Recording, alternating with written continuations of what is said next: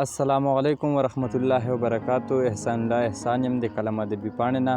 ملګرو نن سره بیا یو ځل په کلم ادبي پاڼه کې دیار صاحب موجوده دی. نو دیار صاحب لا په خپل پروګرام کې هرکلی. احسان الله احسان صاحب تو د ټول ټیم ډیره مننه کوم. منندویه یم چې مونږ وخت ورو. ډیره مننه دیار صاحب. د خبرو نه به تیر شو، وخت مازدیګر دی، نو وخت دی، نو څه ورسره شریکوي؟ مننه احسان الله احسان صاحب. یو غزل نه مخکې یو څو شعرونه چې ستا یادو ته غاړې وتې یمه نو شوګیرو ته غاړې وتې یمه. مننه چې ستا یادو ته غاړې وتې یمه نو شوګیرو ته غاړې وتې یمه. د میکادې نه واپسي راتلو کې ډېر دیوالو ته غاړې وتې یمه. مننه د میکادې نه واپسي راتلو کې ډېر دیوالو ته غاړې وتې یم او د ستا په سر باندې خو ستا د کلي لویو واړو ته غاړې وتې یم. مننه د غزل مطلب چې تندې محراب خال د امام او تور باڼه مقتدیان. تندې محراب خال د امام او تور باڼه مقتدیان او لږ صبر وکړه چې راورسي رانجه مقتدیان.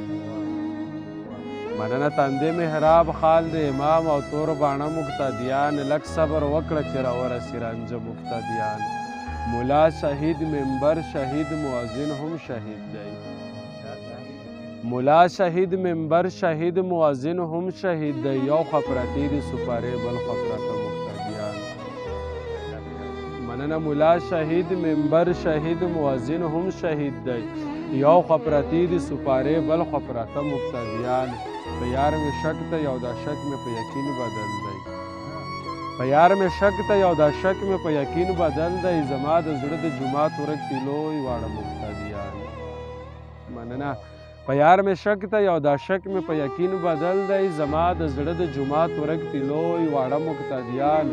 د جنگ امام بلالي اذان په خوا شوی دی. د جنگ امام بلالي اذان په خوا شوی دی او تکبیر الله ته انتظار دي پښتانه مقتدیان. د جنگ امام بلالي اذان په خوا شوی دی. تکبیر الله ته انتظار دي پښتانه مقتدیان. د خپلواکۍ اذان به واورې زر تر زر دي یاره.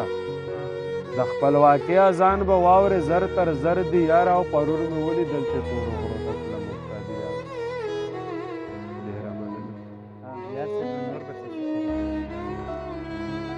احسان الله احسان صاحب یو درې څلور نور شعرونه دي چې غټې غټې د غره تیږې پسې کېږدی.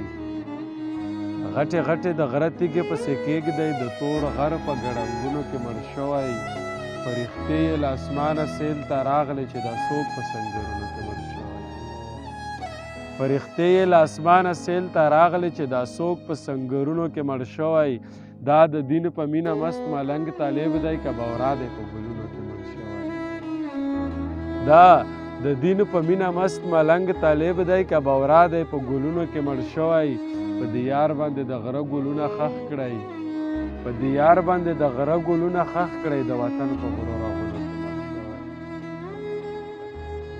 کله چې مړ شم او دفن مې کړي خلک د تور لحد په غاړه کښېنه راته. د قبر خاورو ته مې ځیر ځیر ګوره. که په سپین مخ دې تړ مې اوښکې راغلی. سروی مه په سرو اننګو پرېږده چې پرېوځي په قبر زمه. پرېږده چې پرېوځي په قبر زمه.